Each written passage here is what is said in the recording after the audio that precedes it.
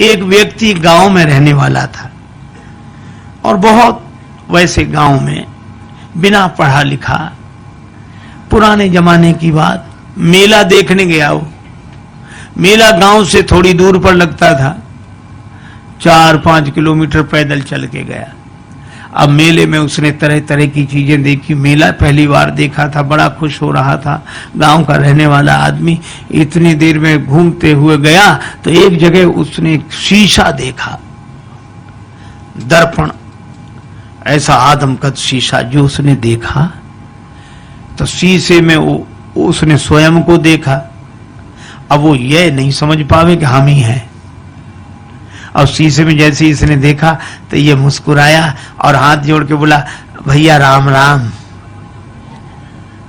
तो उधर से भी मुस्कुराहट दिखी, भैया राम राम। इसने कहा, वाह वाह, बड़े अच्छे भाई साहब हैं, पहली बार मिलने में भी इतने प्रेम से।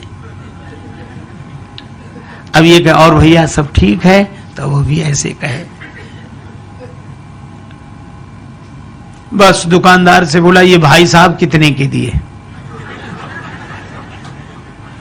दुकानदार ने सोचा चाहे कोई दर्पण समझ के ले, चाहे भाई साहब, हमें तो पैसे से मतलब। बोले 2 रुपए के। तो मेले के लिए जितना खर्चा लाया था उसने 2 रुपए उसी को दे दिए और दर्पण हाथ में लिया। अब भाई साहब को बार बार देखे, बड़ा खुश हो।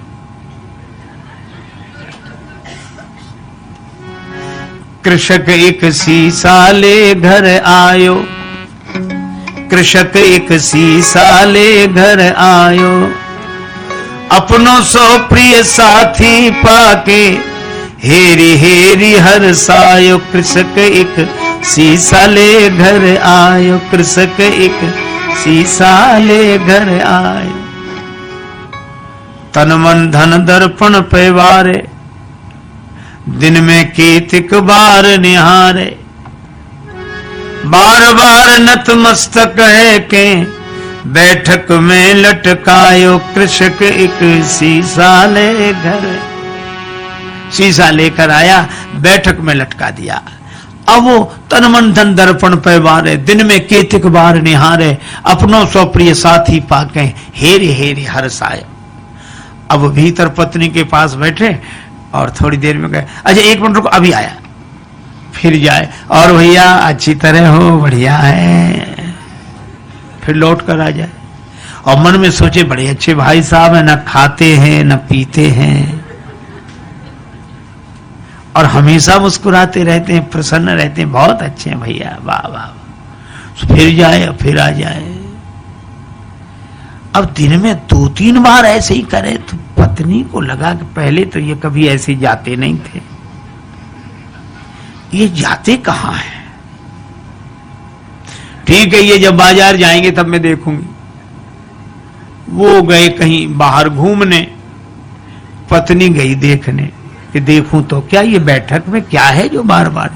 अब पत्नी गई तो वहां तो शीशा था और शीशे में जो पत्नी ने देखा तो उसे अपनी शकल दिखी। पत्नी बड़ी नाराज, अब मैं समझ गई, इसी की वजह से आता है। अब इसने मुक्का ताना, दांत कट गए, चू चू, तो उधर से भी मुक्का ताना, दांत कट गए। बस संभ्रम चली आई घरवारी, सन्मुख सुंदर नारी निहारी। आए गई है सौत हमारी, क्रोध हृदय में छायो। कृषक एक शीशा ले घर आए। अब उसको बड़ा क्रोध हमारी सौत को ले आया है, इसी की वजह से आता है। और बस भाग पड़ी, बस मैं न रहूंगी, विष खे हो या डूब मरूंगी। विष खा लूंगी, मर जाऊंगी, कुएं में गिर जाऊंगी, बस रहूंगी नहीं, मैं तो अभी जाती हूं, चाहे जो कुछ हो जाए। और रोना शुरू किया तो धाई सास बहू रानी ने कैसो रुदन मचायो। कृषक एक शीशा ले घर आए। उसकी सास दौड़ी, क्या हुआ क्या हुआ बेटी, क्यों रो रही है, बहू क्यों रो रही है? बहू बोली, अपने बेटे की करतूत देखो, बैठक में किसको लाकर बिठाया है, और मैं तो रहूंगी नहीं, चली जाऊंगी। और सास बोली नहीं मैं देखती हूं, मैं देखती हूं। अब सास गई और सास ने बैठक में जाके जो दर्पण देखा तो उसे बुढ़िया दिखाई पड़ी। दिखेगी तो सास क्या बोली, अच्छा आप भाई राम राम। वो भी राम राम बोली। क्षमा करना बहू समझ नहीं पाई। फिर बहू को डांट कर बोली, क्या कह रही है तू? बुढ़िया है, वृद्धा माता, हमारी उम्र की है, सेवा के लिए लाया होगा। आई चली सास तत्क्षण में वृद्धा दीख पड़ी दर्पण में। बहू से बोली, अरी बावरी या बुढ़िया पर मेरो लाल लुभायो। कृषक एक शीशा ले घर आए। अब बहू कहेगी नहीं नहीं तरुणी है और वृद्धा कहे कि वृद्धा है। अच्छा दर्पण ऐसा जो सामने आ जाए उसी को दिखा दे। बहू सामने जाए तरुणी देखो ये बैठी और सास कहे हट मैं देखती हूं, वो देखे सो वृद्धा देखे। अब सास बहू का झगड़ा, सास बहू का झगड़ा आके ससुर निवारो। ससुर ने कहा क्या है मैं देखता हूं, क्यों ये कलह मचा रखा है। अब ससुर आया, ससुर ने कहा तुम दोनों अलग हो। और ससुर ने जो देखा दर्पण तो उसे बूढ़ा आदमी दिखाई पड़ा। तो ससुर बोला, अरे भैया राम राम, आप हो, माफ करना ये समझती नहीं है। दोनों को फटकारा, दाढ़ी वालों पुरुष देख के दोनों को फटकारो। ससुर बोला ससुर अरी मूर्खाओ, धर के मानो देह लजाओ, मर न गई तुम नारी पुरुष को भेद समझ ना पायो। तुम स्त्री पुरुष का भेद नहीं समझ सकी। सास कहे नहीं है तो वृद्धा बुढ़िया है। ससुर कहे कि नहीं बूढ़े भाई साहब बैठे। और बहू कहे कि नहीं तरुणी है। अच्छा अब एक बात बताओ, इनमें कौन आदमी गलत बोल रहा है? कोई गलत नहीं बोल रहा है, पर प्रश्न ये कौन सही बोल रहा है? कोई सही नहीं बोल रहा है और कोई गलत नहीं बोल रहा है। इतने में वो व्यक्ति आ गया, गांव में गया था घूमकर। क्या है? मां बोली बैठक में किसको बिठाया है? वो बोला हमारे भाई साहब हैं। बहू बोली भाई साहब है। एक तरुणी को लाकर बिठाया। वृद्धा बोली नहीं वृद्धा है।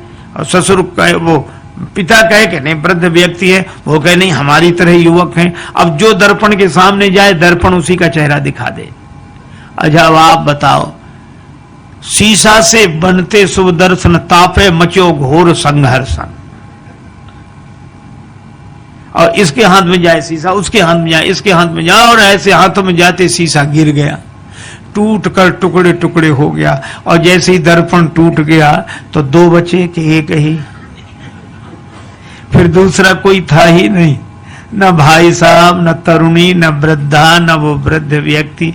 एक ही था और एक ही है और एक ही। देखो कितनी अद्भुत बात। इसी तरह वह एक अद्वैत परमात्मा ही है। प्रेम में वह अनन्यता में एक होकर रहता है, ज्ञान में वह अद्वैत में एक होकर रहता है। ये तो माया के दर्पण के कारण द्वैत की अनुभूति हमें होती है और हम अपने ही उस चेहरे को एक में दो देख लेते हैं, भाई साहब और ये और वो, सब सारा संसार बन जाता है।